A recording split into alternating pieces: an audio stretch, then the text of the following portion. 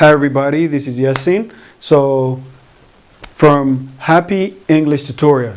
So በዛሬው ይሄ ሶስተኛ የ20 Advanced English Vocabulary Lesson ክፍል 3 ነው ማለት ነው. Maybe if you are new to this video, so I think you should go back and watch starting from the first part ማለት ነው.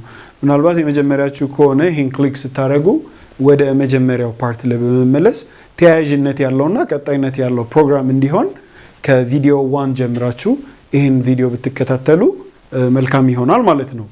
እንዳልኩት 20 የሆኑ የተለያዩ እጅግ በጣም ጠቃሚ የሆኑ አድቫንስድ የእንግሊዘኛ ቋንቋ ቃላቶችን በዚህ ቪዲዮ ላይ እንመለከታለን። ፕሮግራሙ ምንድነው? 100 የሚሆኑ አድቫንስድ የሆኑ የእንግሊዘኛ ቋንቋ ቮካቡላሪዎችን ማስተማር ነው። ሶ በ5 ፓርቶች ይሆናል የምንማረው ማለት ነው። ይሄ ሶስተኛው ፓርት ነው ማለት ነው። So don't forget to like and subscribe and also to leave your comment. So without further ado, let's jump right in. So the first word is savvy. Savvy. Savvy mostly describes a person. Savvy means knowledgeable. Savvy means knowledgeable. እውቀት ያለው አዋቂ እንደማለት ነው። He calls in the doc, a nobbler from Antwerp known for his savvy but not for his discretion. Okay. Next one, fickle. Fickle. Fickle means changeable. ስሜቱን የማያውቅ ማለት ነው። ዝም ብሎ ስሜቱ የሚቀያየር ወይም ደግሞ ፍላጎቱ የሚቀያየር ሰው ማለት ነው። Fickle. It's fickle, impulsive, spontaneous. Okay.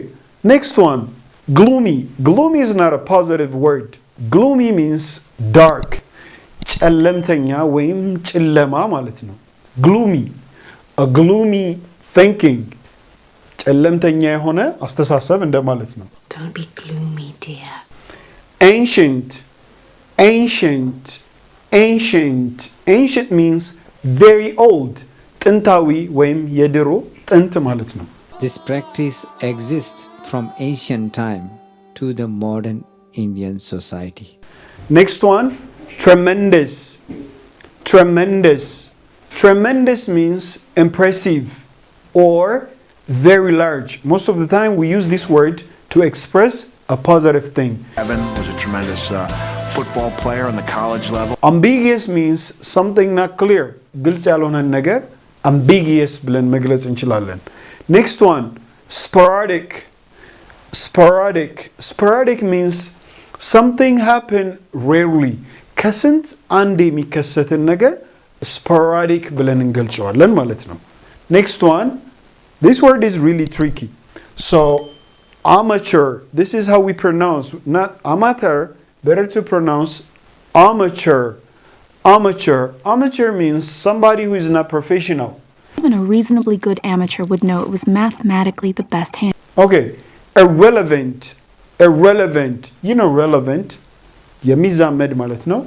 Irrelevant የማይገናኝ የማይዛመድ ማለት ነው። But that was irrelevant to the point you were making. Derogatory.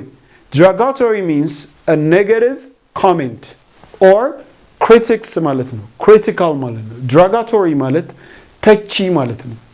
መተቸት ማለት ነው። Derogatory comment bill, most of the time the comment is negative.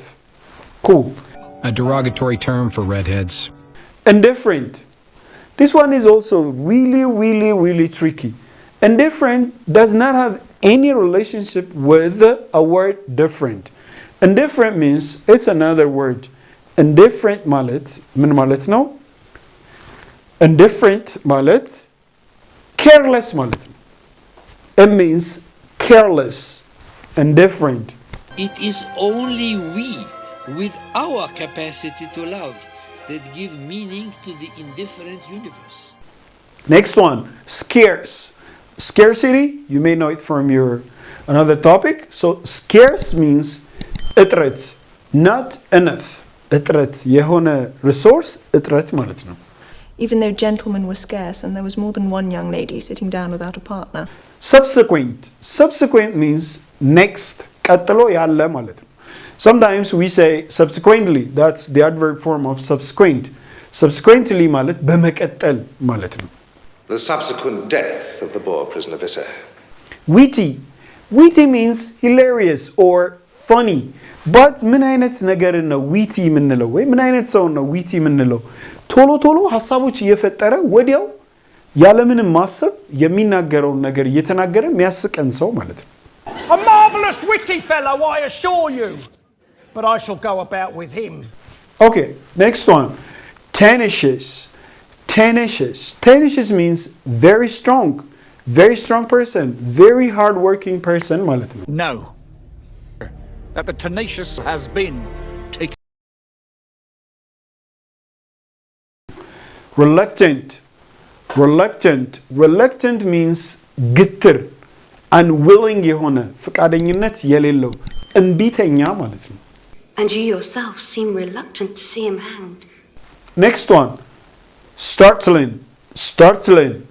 Keep your mind, we don't pronounce G at all. We don't say startling, it's startling. Startling means surprising. Asdenaki, asgarami. As I made my way to the multi-purpose room, I contemplated the startling turn of events. The next one, outstanding. Outstanding means clever, amazing, very good ማለት ነው.